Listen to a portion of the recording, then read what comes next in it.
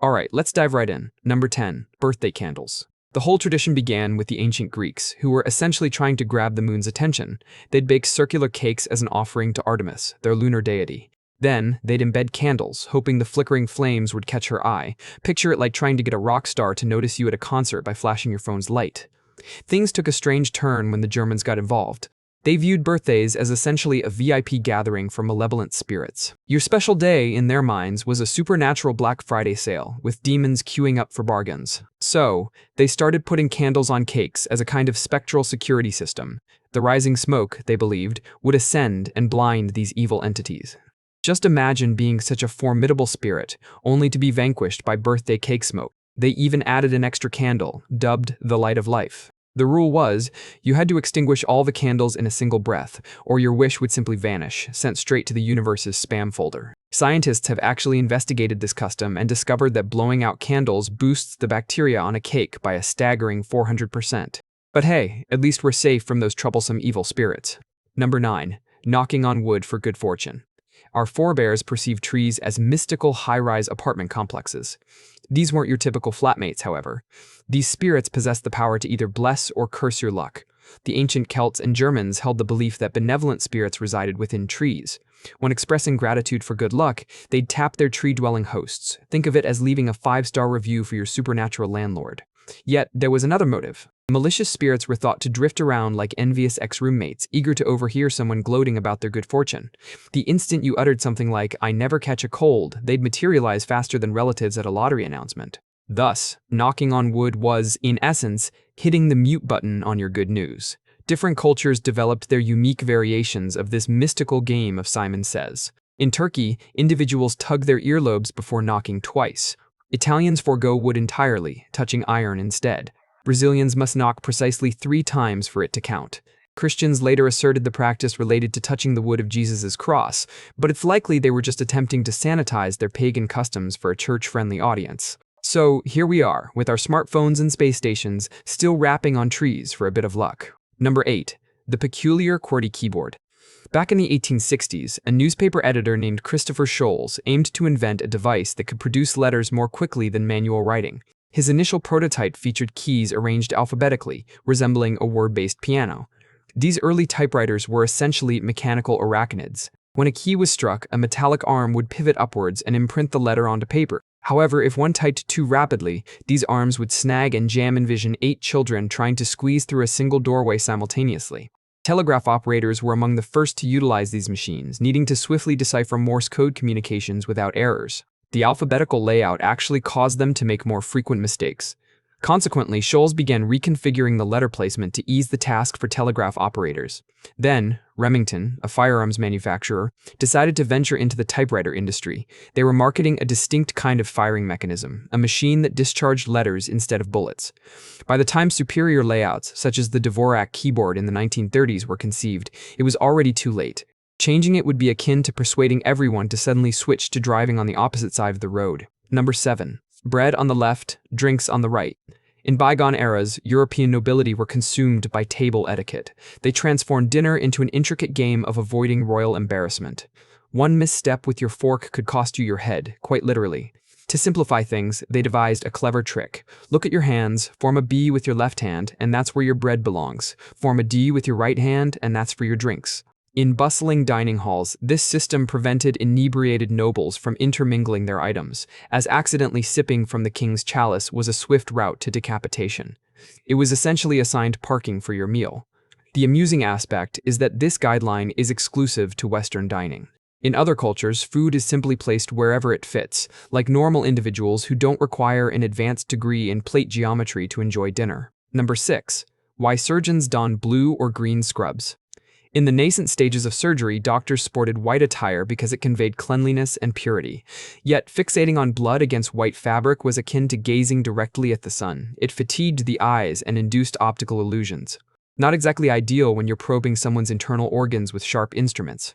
When you stare at the color red for an extended period, then avert your gaze, you perceive a green afterimage. This is your eyes attempting to recalibrate.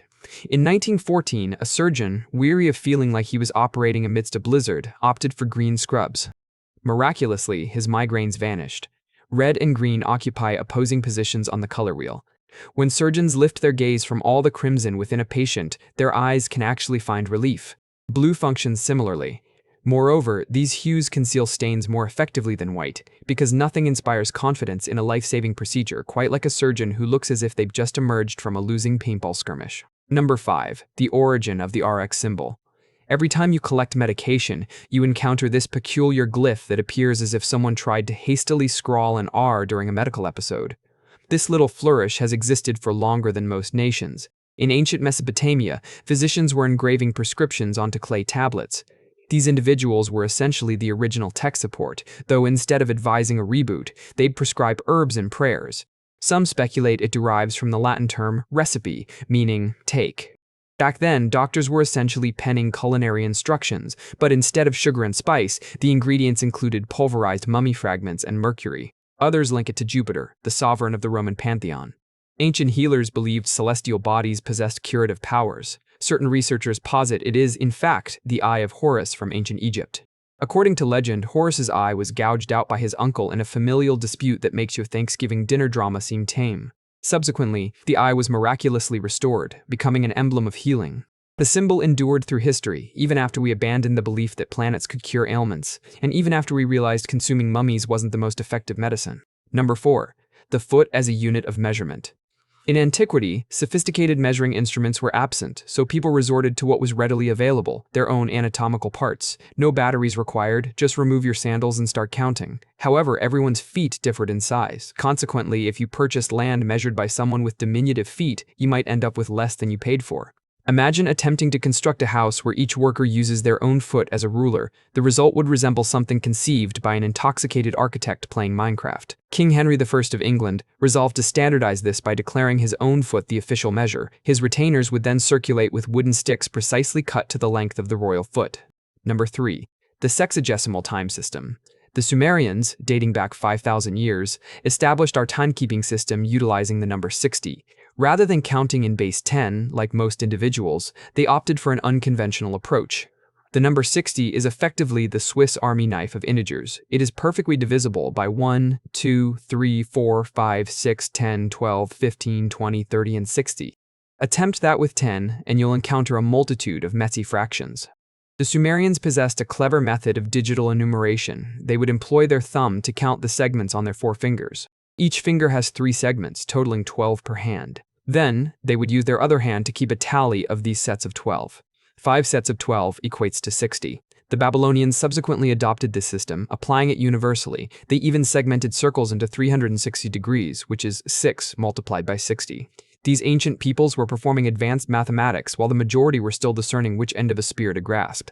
Today, we continue to count time like ancient Mesopotamian merchants engaged in finger games. Altering it now, however, would be an insurmountable task. You'd have better odds teaching a cat to play fetch. Number 2. Naming hurricanes. In earlier times, Caribbean inhabitants referred to these monstrous tempests as huracan, signifying an evil wind spirit. They believed these storms were wrathful deities unleashing cosmic tantrums. Then, Christians arrived and began christening hurricanes after saints. If a hurricane struck on St. Barbara's Day, that became its designation. It essentially fused a weather forecast with the liturgical calendar. By 1953, meteorologists determined a more systematic approach was necessary.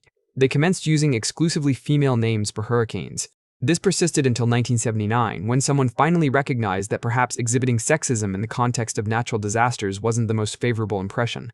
Consequently, male names were incorporated. The names follow an alphabetical sequence from A to W. Apparently X, Y, and Z were deemed overly complex for meteorological events. Should a hurricane claim too many lives or inflict widespread destruction, its name is retired. Katrina, Andrew, Sandy, all are permanently consigned to nature's blacklist. Number 1.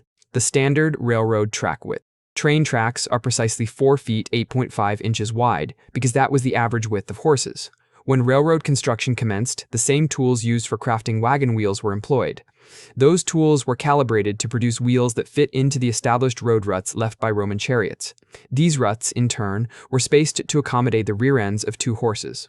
When George Stephenson engineered the inaugural railways, he simply adopted the existing infrastructure. He added an extra half-inch for maneuverability, given that trains are less agile than equines. Russia opted for a wider gauge, believing it would impede invading forces' trains. Spain and Portugal chose a distinct width, now necessitating specialized trains capable of adjusting their wheel width at the border. That's all for today. I'll be making similar videos in the future. Subscribe to see them.